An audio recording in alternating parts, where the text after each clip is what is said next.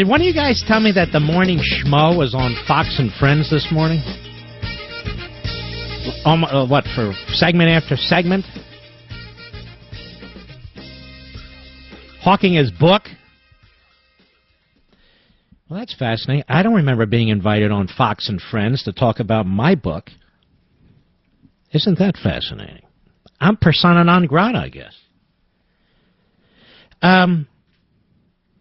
Now, there's one other thing, ladies and gentlemen. You need to be aware of this. If you listen to this program, you know I've dismissed those who say, well, if we don't get 7 million young people, healthy, of course, and figure out how to rip them off and separate them from their money to help subsidize Obamacare, it can't work. Then what are we going to do? Then it'll implode. And I said, no, it won't. What does the government do when the books don't work? Does something implode? No. They steal more of our money. They borrow, they tax, they deficit spend. Right? And that's what they would do, I said. And it looks like some of that's about to happen.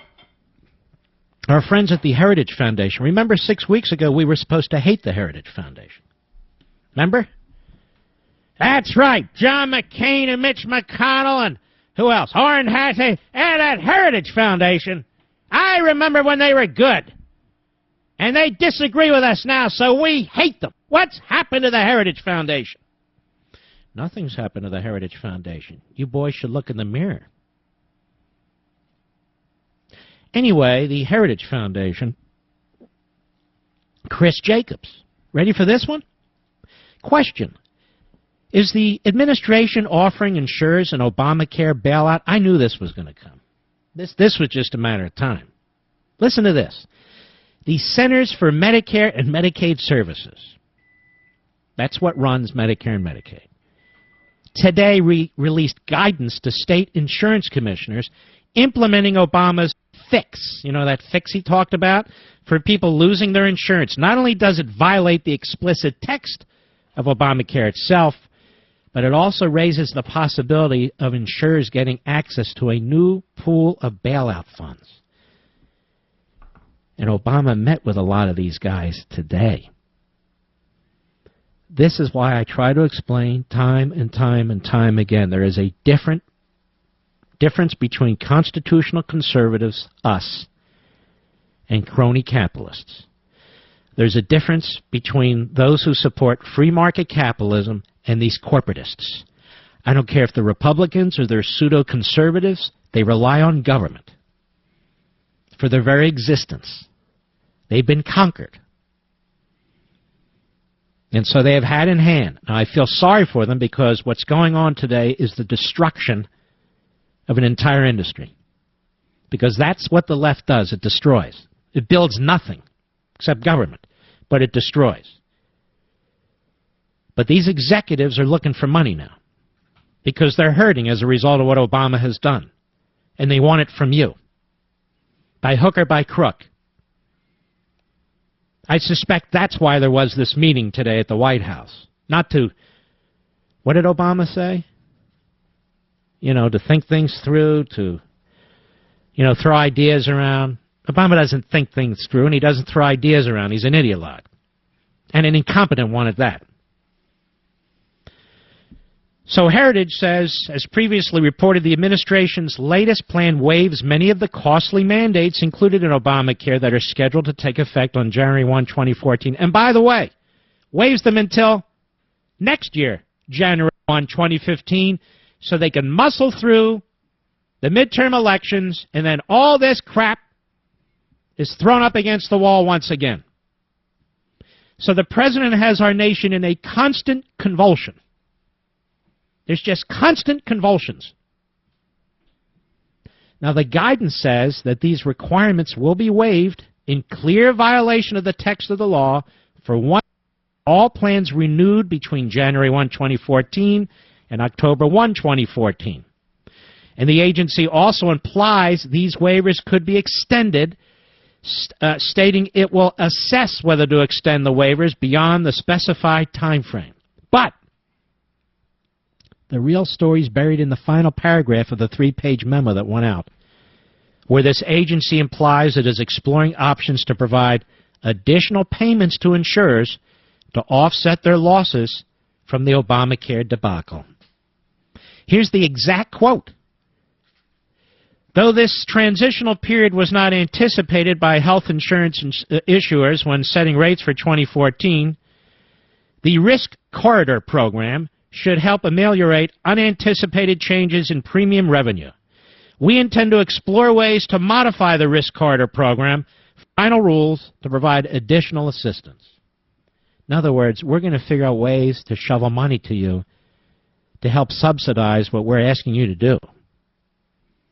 To translate into English, if some Americans can keep their pre-Obamacare health plans next year, they're not going to enroll in the Obamacare exchanges. That means the enrollees in the exchanges are likely to be sicker than insurers previously expected.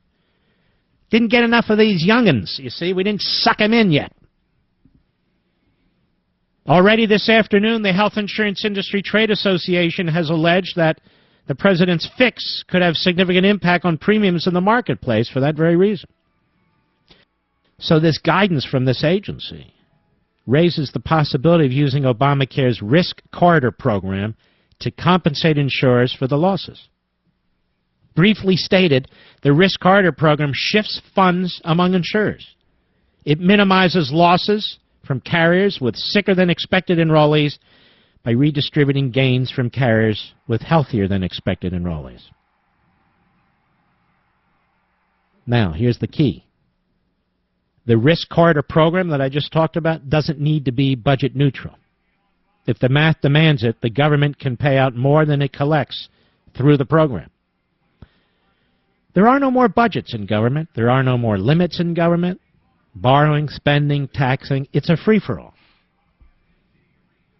According to the Congressional Budget Office, Obamacare already gives more than $1 trillion, you hear this? $1 trillion in subsidies to insurance companies over the next 10 years. And Obama's extra legal fix could now result in the administration offering insurers a bailout totaling billions and billions more. You know, there's some, I predicted. Well, yeah, I did, but it wasn't really a matter of prediction. I don't have tarot cards or anything.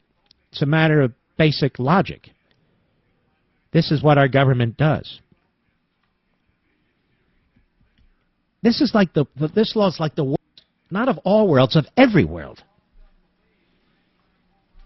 Whether you're the patient, whether you're the nurse or the doctor, whether you're the hospital or some other facility, whether you're the insurance company, everything is cratering. Mark, you said it couldn't implode. Implode means it's going to go away. It's not going anywhere. You saw the feckless vote in the House of Representatives today. It was meaningless. It's not going to go away. And yet, look at it. And what's going to happen now, ladies and gentlemen, is, despite what our good friend Dr. Krautheimer says, and our good friend George Will, and all the brainiacs, it's going to get worse. It's going to get worse. The government's going to become more desperate. The president's going to become more desperate. More extra-constitutional decisions are going to be made. You're going to see them really pick out targets and try to create them as devils, and the straw men just keep trashing them and trashing them and trashing them. It's going to get ugly. It's going to get worse. And all the glee I see on the faces of some pundits and so forth, there's nothing to be gleeful about. Really not. I mean, I don't really care about Obama's pain. As I said yesterday, the nation is bleeding from this. There are real human beings with cancer and heart disease and diabetes. There are preemies. There are, you name it. These things are going on out there. And these are people without insurance who had insurance. These are people without medicine who had medicine. And they're not getting substitute policies. And one more time I want to emphasize something. When the President of the United States disgustingly says, in so many words, we're only talking about 5 million people, or 19 million people, or 17 million people.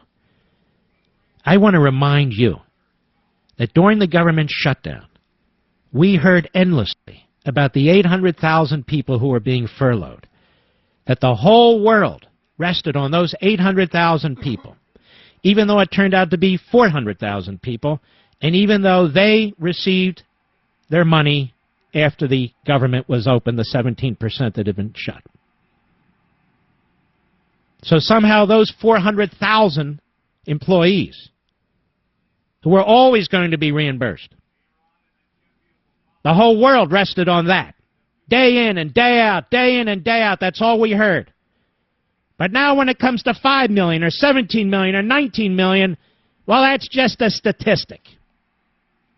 And this is how they treat those of us who are not part of the federal Leviathan, in the private sector. 10 million people, 11 million people now on Social Security disability. Big deal, right? Millions of people dropping out of the workforce. They don't count for anything. They don't even matter. Over 23 million people unemployed in this country. Oh, that doesn't matter either. Because the private sector, we the people exist to serve the government. Let's face it. We exist to serve Obamacare. And as I said yesterday, all the talk about fixing Obamacare, all the talk about the president, oh, woe is me, his circumstances. No talk about the healthcare system and fixing that by opening it up to market forces so that we, the people, can have access to what we, the people, create. All weekend long, if you want to punish yourselves, watch cable TV and the Sunday shows. All weekend long, it's going to be more politics. How does this affect Obama? All weekend long, how do they fix Obamacare? When those of you are listening to my voice, you have people in hospitals or needing to see doctors, you're worried about your policy, you don't give a damn about fixing Obamacare or Obama. And this is where so many Republicans and conservatives are missing the boat. Defend liberty, defend free market capitalism, defend we the people.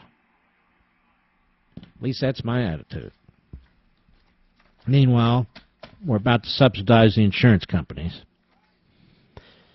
I thought you liberals hated big business. What's the deal? You nationalize GM and Chrysler? Apparently you like them, and you brag about it. You're nationalizing the insurance companies, now you're subsidizing them. You support subsidizing Wall Street, along with the Republicans. I thought you hated all these people and all these institutions. Isn't it funny, ladies and gentlemen, the entrenched professional ruling class, who they're allied with and who they're not allied with?